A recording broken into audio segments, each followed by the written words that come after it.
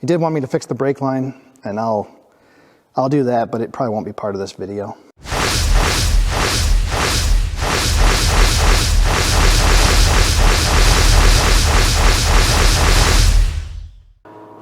And we're flushing the heater core on a 2015 Ram 3500.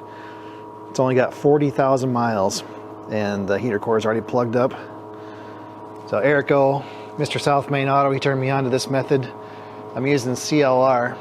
There's a submersible pump inside that bucket. We're just circulating it through. It's been running for about an hour. We're gonna flush it with some water. I had this gizmo, which lets you use air and water to flush out the heater core. Never had much luck with these, but this CLR method seems to work pretty well. Anyway, that's not why we're here. We're here for the S10 Blazer, part 2. I was not gonna film fixing the brake line, but what I found was so shockingly bad. Thought you guys might enjoy it. Let's start with the good news.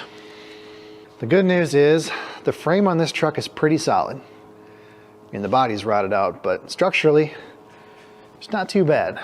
For a 22-year-old truck in our climate, this thing is pretty solid.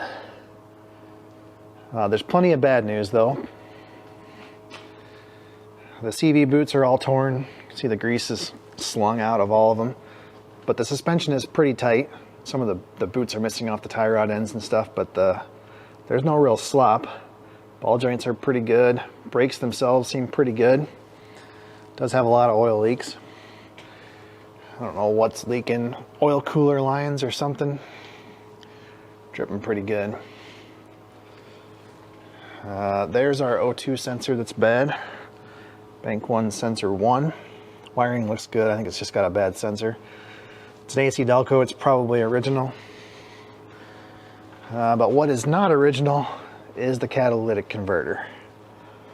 She has been deleted. Some more interesting exhaust work downstream. Muffler's not too bad. And then it's got some newer calipers on the back, I think. And they've done a brake job on it. But the brake line repair it's pretty bad. This spring shackle here is broken. That's the only kind of major thing I found on the bottom side. All those evap lines, that's your charcoal canister right there. All the evap lines are rotted out, so I'm sure it's going to have some evap leaks. But yeah, check out this brake line.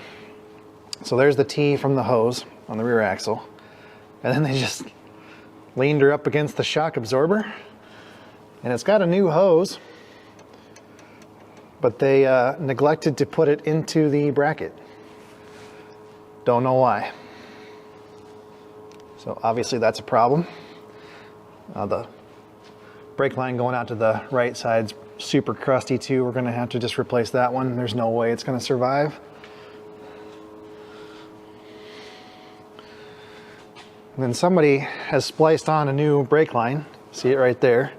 It's running outside the frame, which it shouldn't do. Along by the parking brake. And then they put on a compression fitting. I don't know if they didn't get it tight or what. I think they probably just, the line they attached it to is so rotted that it's broken above the compression fitting. They should have gone all the way to the hose. I don't know why they didn't do that. So that's what we've got to do. I think there's a coupler. Yeah, right there. You guys can't see it. Right up there, there's a coupling. So we'll just attach a new line there, run it along the frame rail, and we'll go all the way back to the hose. And 2 new lines out to the wheels and we should be good to go. Also, check this out. This is awesome. I swear on my life, I have not touched this with a tool.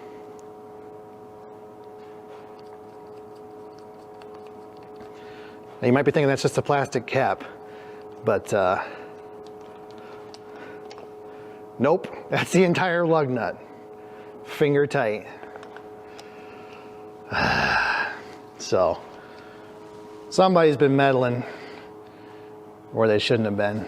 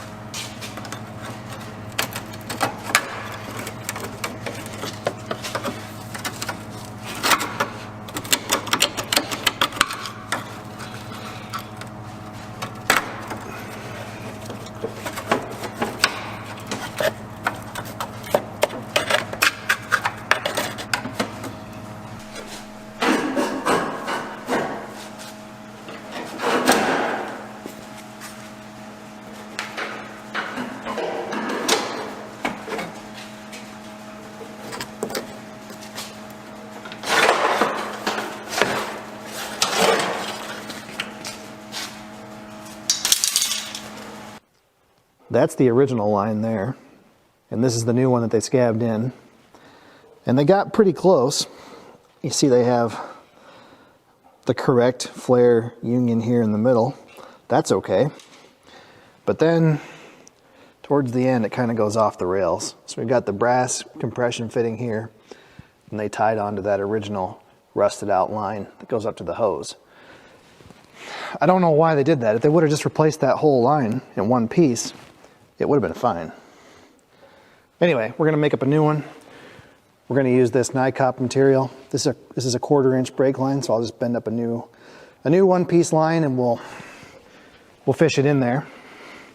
And actually, there's the aftermath there of the complete brake line replacement on a Silverado 2500, and I put one of those Dorman stainless steel brake line kits on it.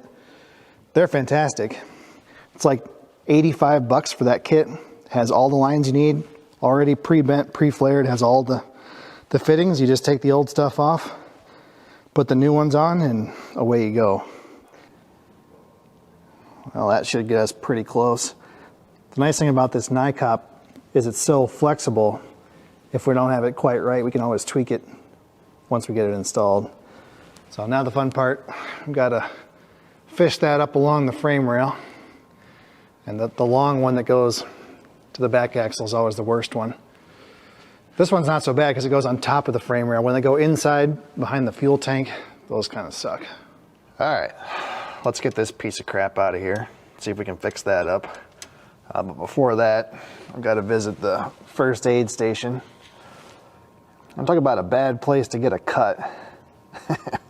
Got myself tangled up in a ratchet strap.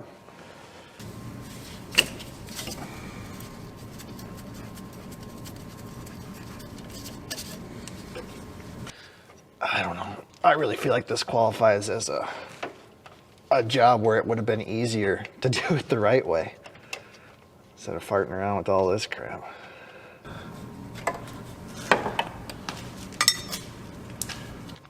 I just happen to have a surplus of these brake hose clips. Due to an error on my part, turns out they are sold in quantities of 4. So you do not need to order 4. Get our brake hose clip installation tool here.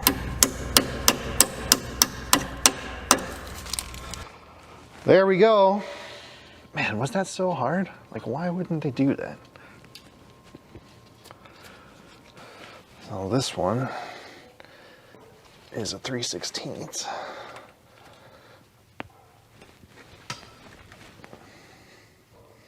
How do we want to do this? I don't have the original brake line to reference. Assuming it probably went up here and then down.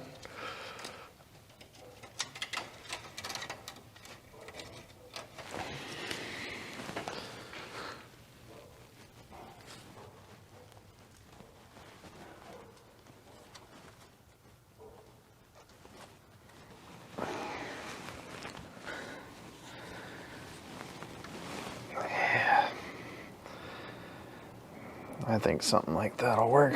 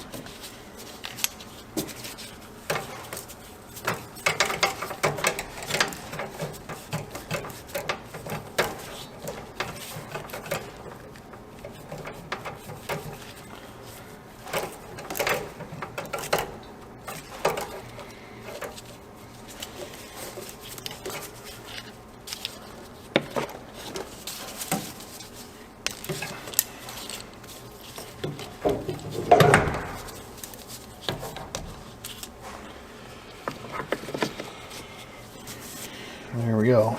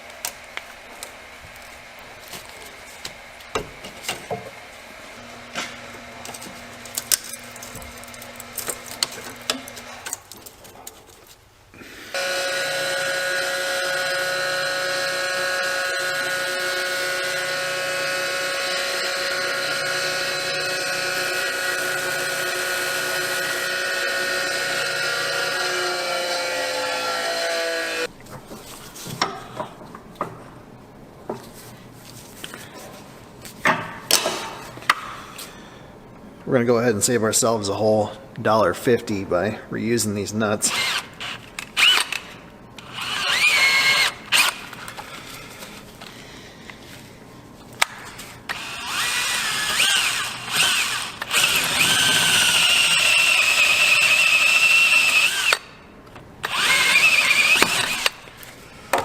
There's one.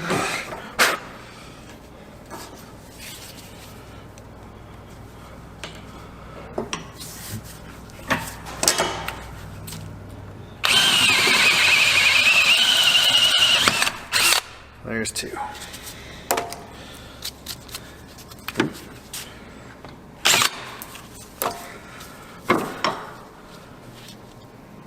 Yeah, usually the brake line just rusts inside the nut.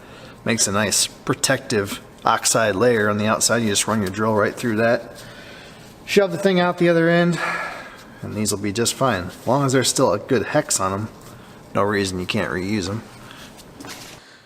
Well, my little pumper on my flaring tool here decided she didn't want to pump no more. I think we got it fixed now. I found some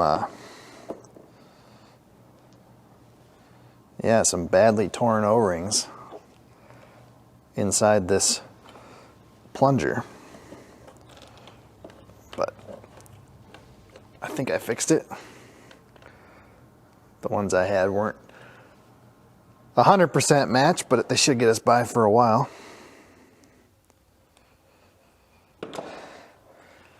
This thing's been a trooper. It has flared a zillion brake lines. I don't even know how long I've had this thing. Fantastic tool. This is a Master Cool flaring tool. This one came off the Mac Tools truck, but it's a Master Cool brand.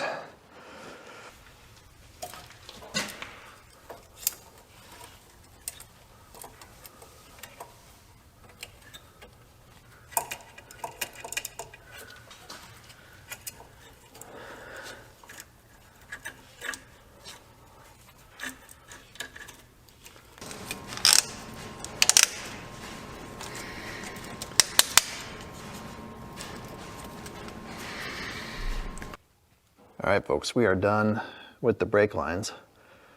I don't know how to make an exciting video about replacing brake lines. It's just kind of a tedious job that unfortunately just has to be done. And we do a lot of them in our area.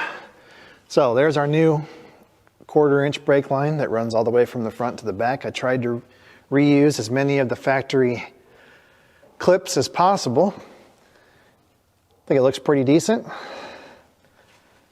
And then we've got new brake lines from the T and the hose out to each wheel. This one on the right side came out pretty good, I think. Reused the original clamp here. Yeah, got our brake hose clipped in. We should be good to go. But we're not out of the woods yet. We've got to bleed it out, and this has ABS, so that's always tricky. Well, folks, I guarantee that whoever put the brake lines on did not get the bleeder loose on the right rear caliper. So I'm guessing they were pretty squishy. Anyway, she doesn't want to come out. We're going to try a little trick here. See what happens.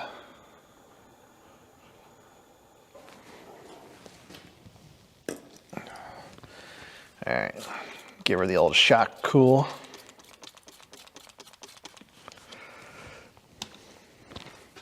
Now we're going to try using an impact. Should be 10 millimeter. At least it was at one time. Oh yeah.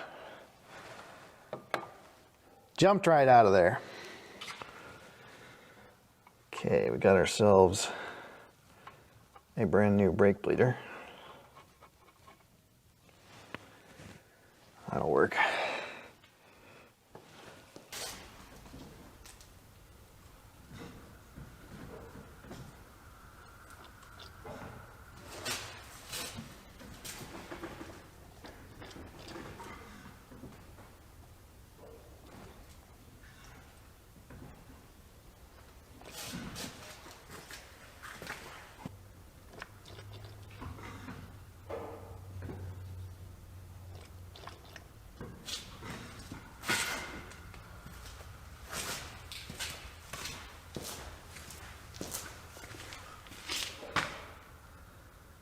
Weird.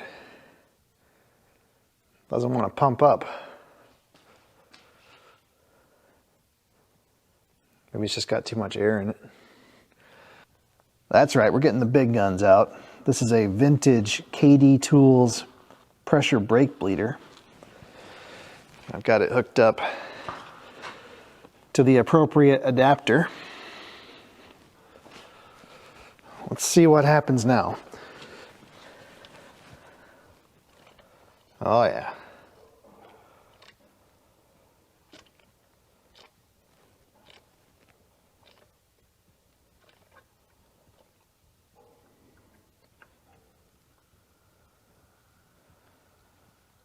Beautiful. Let that run for a minute.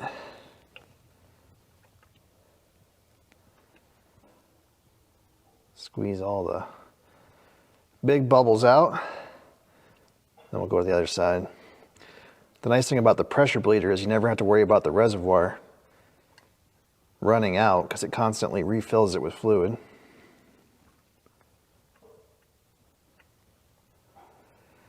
The only problem I have with it is sometimes, like especially on trucks, when you want to do the rear brakes, you can't get enough pressure through the pressure bleeder to get fluid to the rear without it leaking at the master cylinder.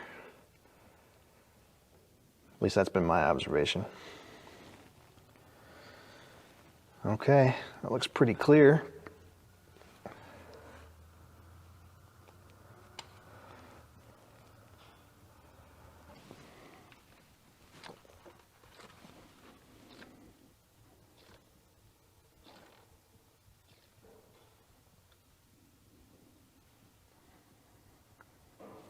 Now, Mortsky says the way to do it is to push fluid up from the caliper back up into the master cylinder. He's got some kind of syringe or pump or something that he uses. The only thing I've ever bled that way is a clutch slave cylinder. I'm sure it works, just I've never tried it on brakes. All right, what's going on here? There it is. Some pretty nice looking stuff, isn't it?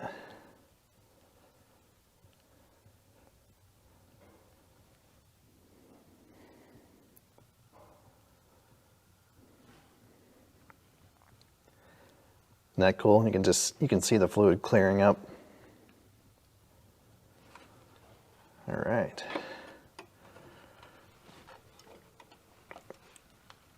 That should do. All right. This thing's pretty awesome. It's getting kind of tired.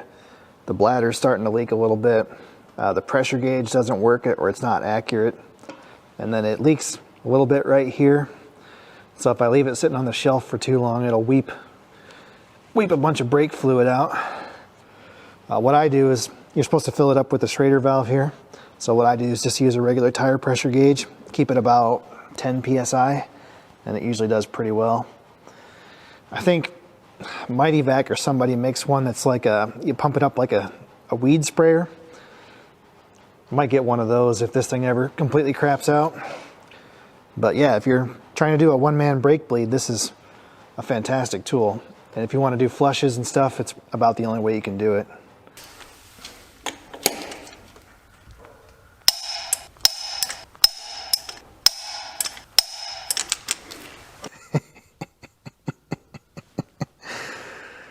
Oh, folks, you know, life is hard, but when you're stupid, it's a lot harder. He wanted me to fix the power locks, and I did fix them. All that was wrong was a blown fuse. So the good news is it was a simple fix. I imagine that's going to be related to the melted wires in the harness. The bad news is there's the keys on the seat, and so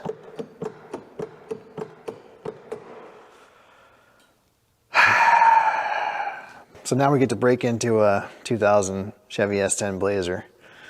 Shouldn't be too hard. Here's your gone in 60 seconds lesson of the day. So all you gotta do is just jam something in the top of the door here. And then you need a reaching device. You're gonna reach down through the seal, and you're gonna hook the door handle on the inside. And you give her, oh, come on. Might be a little too long. Let me chop that off. I'll tell you guys a little story. Long time ago, I used to work at a used car dealership. And at car dealerships, keys are constantly getting locked in the cars, especially used car dealership, because a lot of times they only have one key. You got people test driving them, all day long that aren't familiar with the car. And anyway, one of the sales guys, he was like an ace at popping doors open, and he had all these rods that he had custom bent, and he hung them up above the door that went between the shop and the sales office. And they hired a new guy, and he was like cleaning up the shop or something, and he spots these rods hanging above the door, and he decides he's going to go through and straighten them all out, make them look nice and pretty. And the sales guy just about lost his mind. You know, he'd spent all these years tweaking these rods to be perfect for popping doors open, and this guy came along and straightened them all out.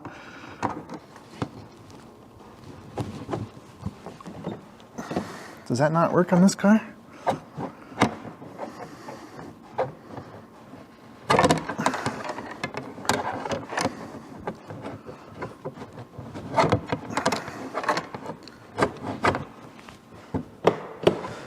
Well, okay. Can I just push the unlock button? There it is. All right, like I was saying before we got interrupted there, the power locks work now. And the only thing I found wrong was this blown 15 amp fuse. Come on, you can do it. There it is. So I don't know why that blew. My only guess is that it has something to do with the meltage inside that harness. And the power door lock circuit is the very next one, right next to the four-wheel drive fuse. So I imagine there is some cross meltage, and like I said, we may see more of that. But the good news, if there is any, is that the fuses are working and they protected that circuit. We also got the tailgate back. So, yeah, that latch must be somehow connected to that circuit as well. So, we're back in business. Well, that should be it. We've got brakes. We took care of the burning smell. We got the four-wheel drive back. All the lights are out. Needs an O2 sensor.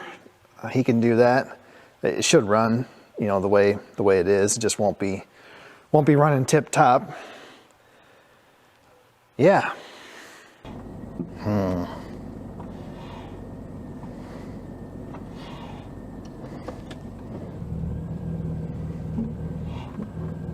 Well, she's got brakes. That's good.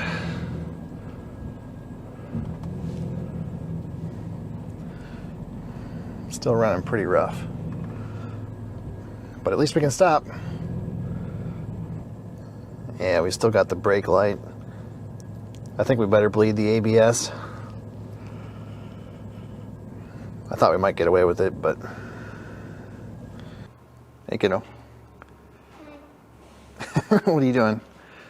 Playing with the dump truck? Alright. Sounds like fun. I'm busy trying to bleed the ABS. We're gonna go to ABS. Go to actuation test. We're gonna hit automated bleed. That's not a good place for it, child. I don't know why it dumped it on the floor. What codes are set?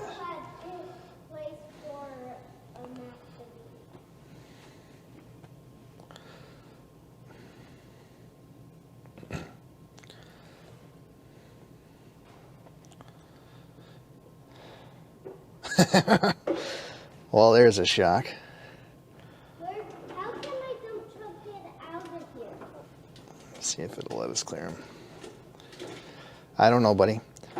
This is what I've run into with these Kelsey Hayes units. If they have a code, they won't let you run the bleed, and you can't clear the code unless you fix what's wrong with them, and nobody ever wants to fix their ABS.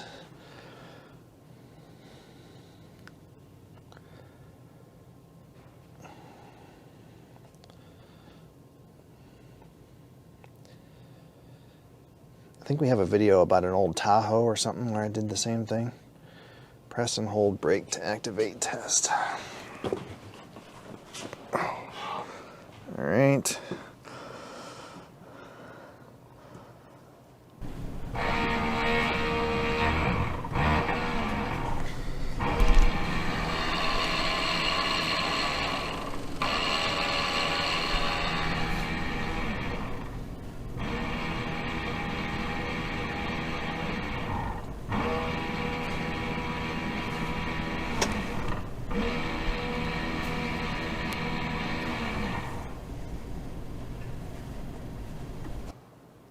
Okay, well, that's cool. All right, I got my co-pilot here. Let's try this again. We may have to go through and actually bleed the brakes again.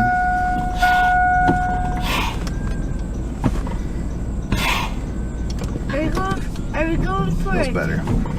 Are we going for a test drive? Well, probably not, buddy, because you're not buckled in. We'll just go around the parking lot here a little bit. Make sure that she stops. Wait, this isn't a boy car? You mean this isn't a boy car? Why? Because I said she? Yeah. Oh, no, that's just what you say. Certain things are always a she. Ships, always a she. In my mind, cars are usually a she. Well, maybe like a big truck would be a he. No, my toys are boys. Yeah, we probably shouldn't get into gender politics on the channel, buddy. That sounds like a powder keg. Let's change it to he's. Well, I'm gonna resist any comments.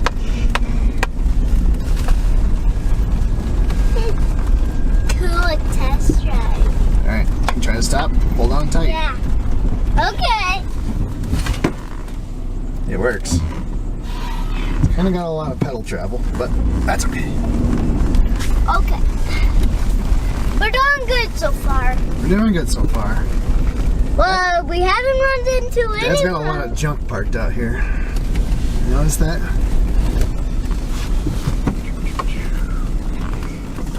Don't hit the Ranger. We won't because we got perfect brakes.